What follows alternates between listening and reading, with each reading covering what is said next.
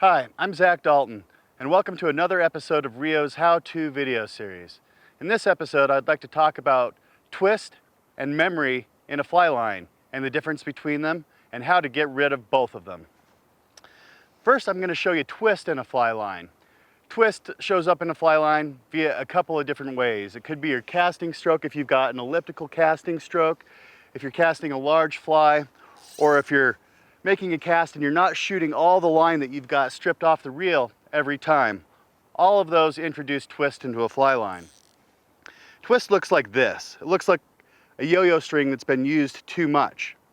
You can't stretch twist out of a fly line no matter how hard you try. If you've got twist, it's just going to wind back on itself. A couple of tricks that I like to use to get rid of the twist, however. One of the easiest ones is to clip your fly off, make a long downstream cast almost all the way to your backing, and let those twists unroll naturally.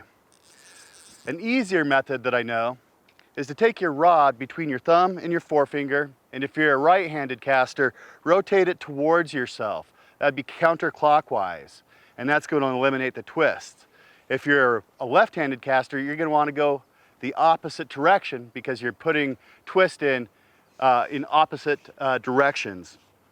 After you've done those twists, make a long cast, a couple long casts or a roll cast, and that'll clear that out. And I'll strip this line and kind of hold it together again for you. And you can see that that technique has eliminated all the twist from the line.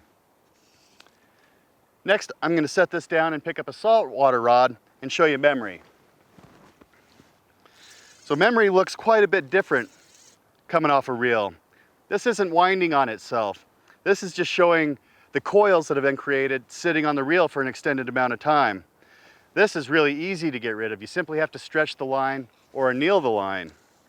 So I'll take a length of line, maybe 18 inches to 2 feet, and give it a nice tug. Stretch a length of it here, and then I can show you by holding a loop down that I've removed the memory from this fly line. Prior to fishing in a saltwater situation or even a trout situation, I'm going to go ahead and stretch my line every time to make sure that it lays completely straight on the water.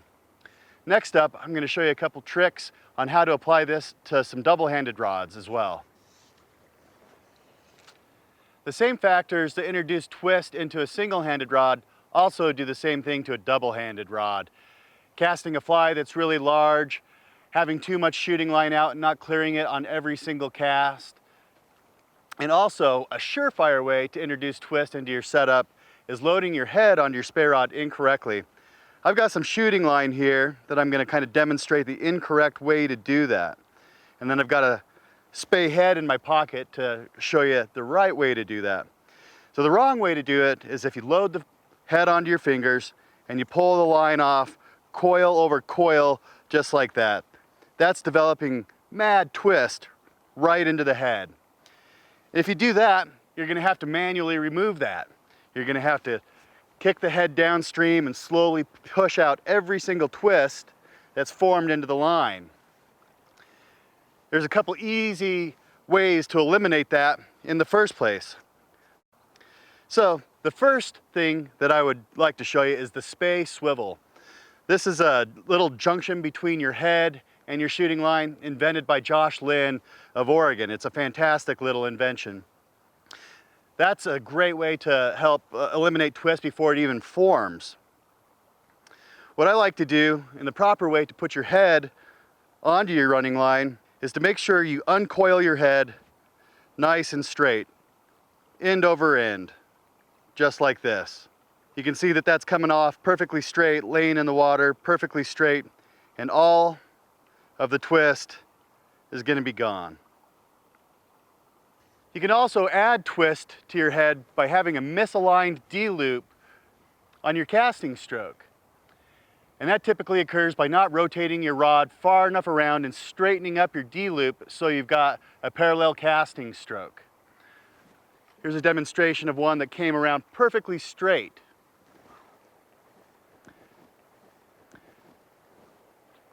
Here's a demonstration of one that's come around and I'm driving down the wrong track. And every time I drive down the wrong track, that's going to introduce a twist into my running line or my head.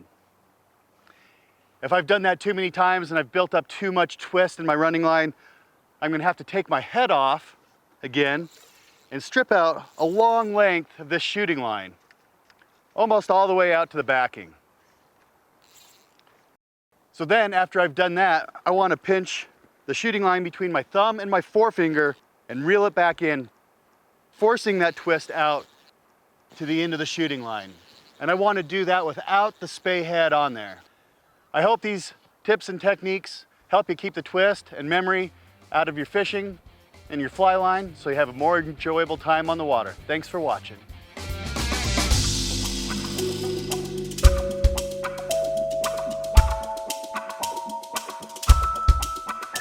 You